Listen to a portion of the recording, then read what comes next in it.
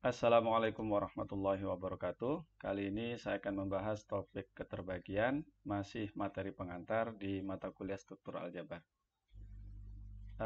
Ini kalau di sekolah menengah pertama ada topik tentang faktor persekutuan terbesar dan kelipatan persekutuan terkecil. Nah, ini kita mulai dari sini. Pertama, definisi dulu tentang keterbagian atau faktor. Misalkan A dan B adalah bilangan bulat, A-nya tidak boleh 0, dan A-nya tidak sama dengan 0, maka A membagi B, notasinya seperti ini, ada garis tegak. A membagi B jika A dapat ditulis sebagai perkalian B dengan suatu bilangan bulat K, sebut saja K. Nah, ini contohnya. Dalam hal ini A itu disebut faktor atau pembagi dari B. Contoh 3 membagi 27 karena 27 bisa ditulis sebagai perkalian 3 kali suatu bilangan. Dalam hal ini 9. Nah, tentu 9 juga faktor dari 27. Contoh yang kedua, negatif 4 adalah pembagi atau faktor dari 48 karena 48 dapat ditulis sebagai negatif 4 kali suatu bilangan bulat. Oh, ini harusnya nggak usah pakai kurung. Nah, tentu faktornya bukan cuma ini, ada yang lain. Nah, kemudian lanjut ke faktor persekutuan terbesar atau sering juga disebut pembagi persekutuan terbesar, greatest common divisor, GCD ya kalau bahasa Inggrisnya.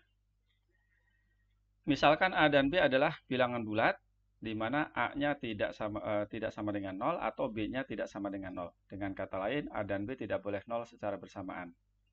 Maka D adalah pembagi persekutuan terbesar atau FPB tadi. Notasinya seperti ini, pakai kurung seperti ini. Kalau di kalkulus ini kan selang buka ya. Kalau di sini notasi dari FPB. Yaitu syaratnya D membagi A dan D-nya membagi B. Yang kedua, jika ada bilangan lain, misalnya C membagi A dan C membagi B, maka C itu harus kurang dari atau sama dengan D. Itu adalah syarat untuk menjadi faktor persekutuan terbesar. Jadi ada dua. Nah, itu definisi. Lanjut, ini teorema yang pertama di topik ini. A dan B-nya sama tadi, tidak boleh 0 secara bersamaan, dan D ini adalah faktor persekutuan terbesar dari A dan B. Jadi kalau D adalah faktor persekutuan dari A dan B, maka terdapat bilangan bulat U dan V sedemikian hingga D itu sama dengan AU ditambah BV. Artinya D itu merupakan kombinasi linear dari A dan B. U dan V-nya itu bilangan bulat tertentu. Nah, ini buktinya. Pertama, kita definisikan dulu himpunan S. Yang anggotanya adalah semua kombinasi linear dari A dan B. X dan Y-nya itu bilangan bulat. AX plus BY. Nah, yang pertama tentu kita tunjukkan bahwa S ini bukan himpunan kosong. Nah, ya udah kita ambil aja X-nya sama dengan A, atau kita pilih X-nya sama dengan A, Y-nya B, maka AX plus BY sama dengan A kuadrat plus B kuadrat. Jelas A kuadrat tambah B kuadrat itu positif, karena A dan B tidak 0 secara bersamaan. Oleh karena itu, S ini memuat bilangan bulat positif. Ini ya. A kuadrat tambah B kuadrat itu anggota S. Berdasarkan well ordering axiom, sudah dibahas, himpunan S mempunyai unsur positif terkecil. Ya, belum tentu yang ini. Belum tentu. Ya, kita sebut saja unsur positif terkecilnya itu adalah T. Kita lanjutkan. Nah, T karena anggota S, maka dapat dinyatakan sebagai kombinasi linear dari A dan B untuk X dan Y tertentu. Kita sebut saja X dan Y yang memenuhi itu adalah U dan V. Jadi kita punya T-nya sama dengan AU ditambah BV. Sekarang kita tinggal tunjukkan bahwa T-nya itu adalah D, faktor persekutuan terbesar dari A dan B. Ini ya, jadi langkah berikutnya adalah menunjukkan bahwa T itu sama dengan D, yaitu faktor persekutuan terbesar dari A dan B. Langkah pertama tentu saja kita tunjukkan bahwa T itu membagi A dan T membagi B. Jadi kalau kita punya bilangan T dan A, dalam hal ini A-nya lebih besar, dari T, maka berdasarkan algoritma pembagian akan ada bilangan bulat Q dan R sedemikian sehingga A bisa ditulis sebagai perkalian TQ ditambah R. R-nya lebih dari atau sama dengan 0, tetapi kurang dari T, kurang dari pembagi. Oh, ini harusnya ditulisnya Q kali T ya. Oh ya betul, T kali Q. Akibatnya, kalau kita tulis dalam bentuk R, R sama dengan A dikurangi TQ, A dikurangi, ingat T-nya adalah AU plus BV, ya, dikali Q. Kemudian kita gunakan sifat distributif, A dikurangi AU, jadi ini. Kemudian A dikurangi BV, oh bukan, ini, apa namanya, ini kan A dikurangi AU dikurangi BV. A dikurangi AUQ dikurangi BVQ. Nah, suku terakhir ini. Nah, ini berarti R-nya anggota S. Mengapa? Karena R dapat dinyatakan sebagai kombinasi linear dari A dan B. Ini kan AX plus BY. Dengan X ini, Y-nya ini. Jadi kalau gitu R-nya adalah anggota S. Nah, sekarang si R ini kurang dari atau sama dengan 0, tapi kurang dari T. Tetapi T itu adalah unsur positif terkecil yang ada di S. Maka satu-satunya yang memenuhi adalah R-nya itu 0. Karena ini unsur positif terkecil. Gitu ya. Nah, kemudian akibatnya ya yang tadinya A sama dengan TQ plus R, ya R-nya 0 jadi A sama dengan TQ. Ini artinya T membagi A. Nah, dengan cara yang serupa akan diperoleh T membagi B. Nah, dengan demikian, T merupakan faktor persekutuan dari A dan B. Sekarang kita tunjukkan bahwa dia adalah faktor persekutuan terbesar, si T itu. Misalkan C merupakan faktor persekutuan lain dari A dan B. Maka, tentu saja C membagi A dan C membagi B. Nah, maka bisa ditulis seperti ini. A bisa ditulis A sama dengan CW dan B sama dengan CZ. Untuk suatu W dan Z anggota bilangan bulat. Akibatnya, cek lagi, T-nya kan sama dengan AU plus BV. Kita substitusi A dan B-nya. Ini CW, ini CZ. Ini ada C, gunakan sifat distributif. Sama dengan C dikali WU plus ZV. Nah, itu artinya T sama dengan C kali sesuatu. Pastilah si C-nya itu kurang dari atau sama dengan T. Gitu ya. C-nya itu kurang dari atau sama dengan T. Mungkin lebih tepatnya ada nilai mutlak ya. Tapi karena faktor persekutuan terbesar itu pasti positif, paling kecil kan 1 gitu ya. Maka langsung aja ke sini. Ya, ini membuktikan bahwa jadi T sebelumnya adalah faktor persekutuan. Ada faktor persekutuan lain C dan posisinya C kurang dari atau sama dengan T. Berarti kalau begitu, T adalah faktor persekutuan yang terbesar. Jadi kalau begitu, ya T-nya sama dengan D. Ingat tadi T-nya sama dengan AU plus BV, ya kita ganti aja dengan D. Untuk suatu U dan V anggota Z. Nanti ini ada kaitan dengan persamaan Diophantus. Ada di lembar kerja ya. Nah, akibat A dan B-nya masih seperti tadi, tidak boleh 0 secara bersamaan. Maka D adalah pembagi persekutuan terbesar atau faktor persekutuan terbesar, yang tadi notasinya begitu, jika dan hanya jika, ini masih sama dengan teorema. Nah, yang kedua, jika C membagi A dan C membagi B, maka C membagi D. Ya, buktinya mudah, akibat dari teorema yang di atas, yang sebelumnya. Kemudian ada lema yang penting untuk membuktikan teorema berikutnya, teorema setelah ini. Misalkan kita punya A, B, Q, dan R merupakan bilangan bulat, B-nya tidak boleh 0 karena nanti dia jadi pembagi. Sedemikian sehingga A sama dengan BQ plus R. Maka faktor persekutuan dari A dan B sama dengan faktor persekutuan dari B dan R. Lihat, A, B, BR. Nah, membuktikannya begini. Misalkan C adalah faktor persekutuan dari A dan B. Nanti tujuannya adalah kita mau membuktikan bahwa C ini faktor persekutuan dari R. Faktor persekutuan dari, atau C ini membagi R. Atau faktor dari R. Akibatnya ya C faktor persekutuan dari B dan R. Gitu ya. Nah, ini mulai dari sini, maka A sama dengan X kali C, kebalik harusnya, ya tidak masalah sih ya, C kali X, dan B-nya C kali Y, karena C-nya adalah faktor persekutuan dari A dan B, sehingga C membagi A dan C membagi B. Ya, lebih enak sih CX, CY ya gitu ya. Nah, tentu X dan Y-nya anggota bilangan bulat. Kemudian kita tulis dalam bentuk ini. R sama dengan A dikurangi BQ. Ingat tadi, A sama dengan BQ tambah R. Kalau kita tulis menjadi R sama dengan, maka jadi ini. A-nya tadi CX, B-nya CY, kemudian ada C kita keluarkan, sifat distributif. Nah, berarti kalau begitu, si C ini membagi R, atau C itu adalah faktor dari R. Oleh karena itu, C faktor dari R, dan sebelumnya C adalah faktor dari B. Lanjut, sebaliknya misalkan dia adalah faktor persekutuan dari B dan R. B dan R. Nanti tujuannya adalah membuktikan bahwa D ini faktor persekutuan faktor dari A. Sehingga nanti D ini faktor dari B juga faktor dari A. Nah, tentu saja D bisa membagi B dan D membagi R.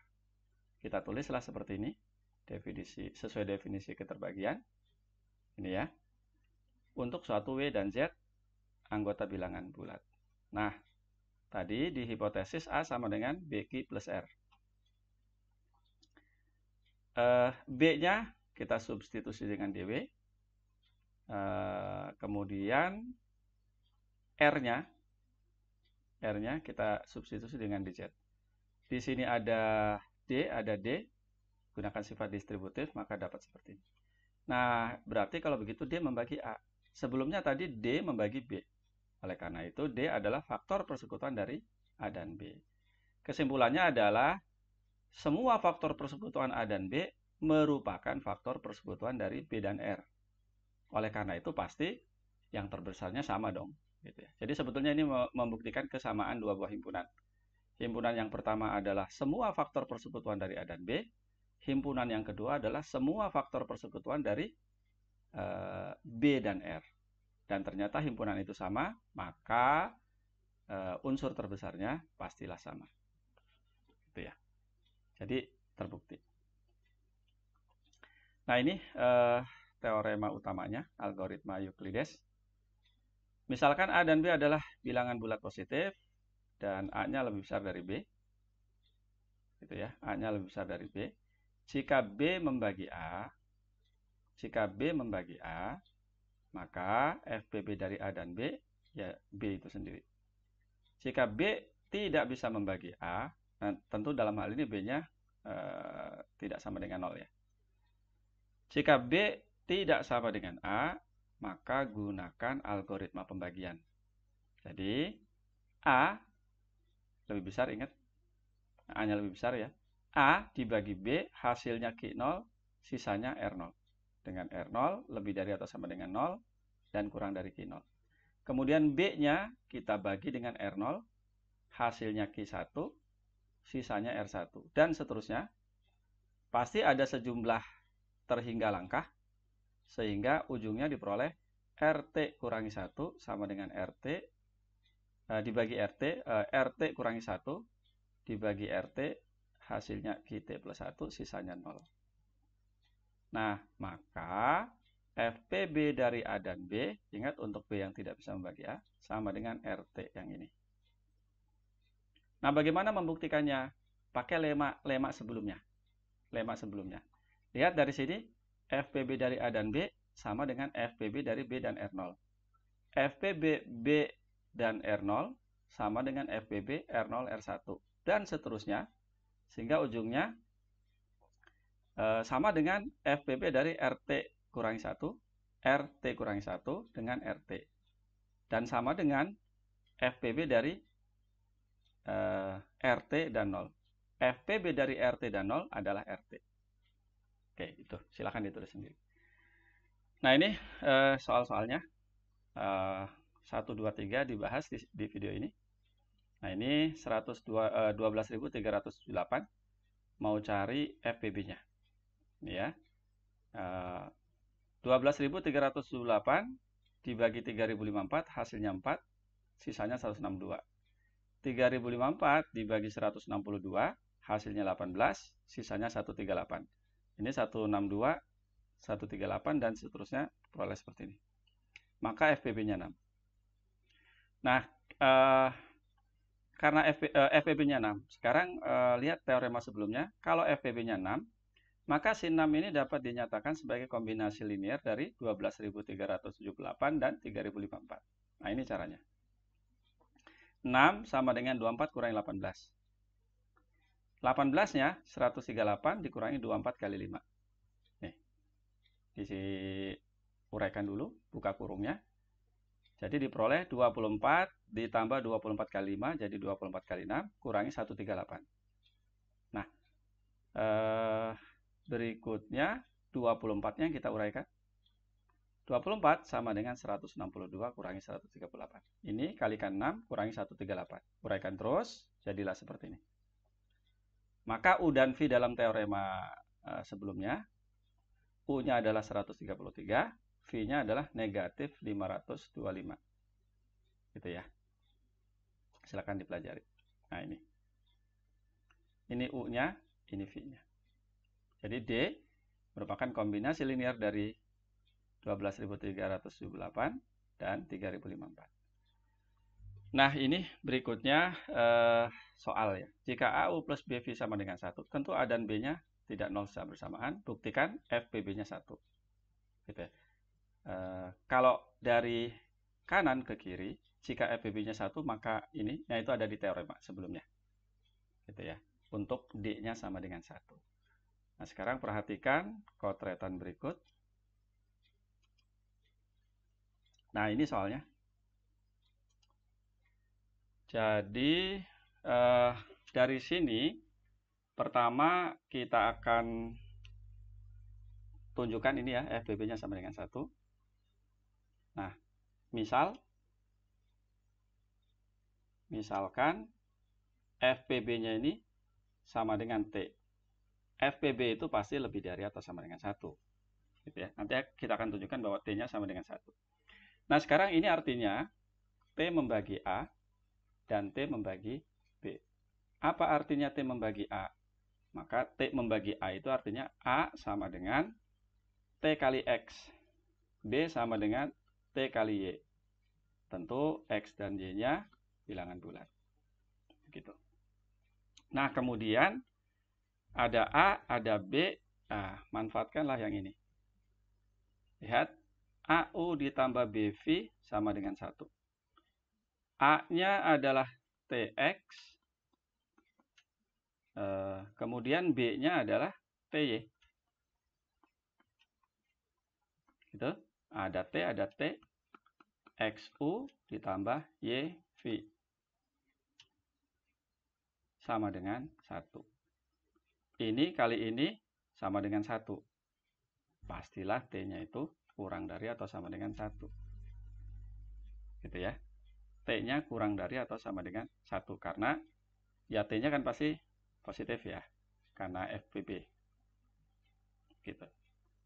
Nah, dari sini dan sini, T-nya lebih dari atau sama dengan 1, maka kita peroleh T-nya sama dengan 1. Seperti itu. Nah, cara menulis buktinya seperti ini.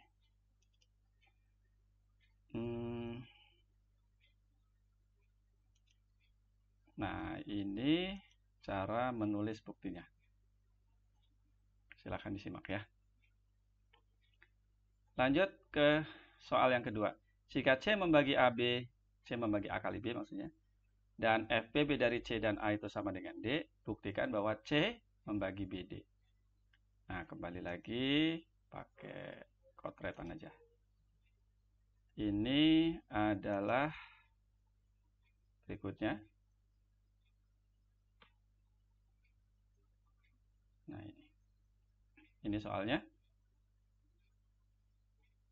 Oke. Nah, dari sini diketahui AB itu sama dengan C kali sesuatu, sebut aja lah T begitu ya. Dari sini kita peroleh si D itu C kali sesuatu ditambah A kali sesuatu. U dan V ya dalam hal ini. U dan V-nya tentu bilangan bulat. Tujuannya adalah BD, nih tujuannya, sama dengan C dikali sesuatu. Nah ini yang kita cari nih. Sehingga kemudian berdasarkan definisi ya C membagi BD. Kemudian D sama dengan CU ditambah AV. Yang kita butuhkan itu BD. Berarti dari mana kita bisa dapatkan BD berdasarkan hipotesis? Nah tentu dari sini. Kalikan aja semua kedua ruas dengan B. Maka saya peroleh BD B kali CU plus AV. Langsung aja ya. CU plus BAV. Jadi ini kalikan B, ya kalikan B gitu ya. Sifat distributif. BCU, BAD, tapi saya butuh C. Di sini sudah ada C. Nah, ini bagaimana cara mendapatkan C-nya? Nah, BA sama dengan AB. AB-nya sama dengan CT. Berarti BCU ditambah BA-nya adalah CTV. Dan C-nya kita keluarkan dengan sifat distributif. Maka diperoleh BU plus yang dikeluarkan C berarti TV. Nah, ini berarti ya sama dengan itu. C membagi BD. Nah, seperti itu. Mudah-mudahan bisa dipahami. Nah, cara menulis buktinya, kalau tadi kotretan, ini cara menulis buktinya. Nah, mudah-mudahan bisa dipahami ya. Silakan di stop videonya, di pause supaya bisa menulis ini. Mungkin itu pembahasan kali ini. Yang lainnya kita gunakan lembar kerja untuk latihan mengerjakan soal maupun membuktikan teorema. Saya Iri, Assalamualaikum warahmatullahi wabarakatuh.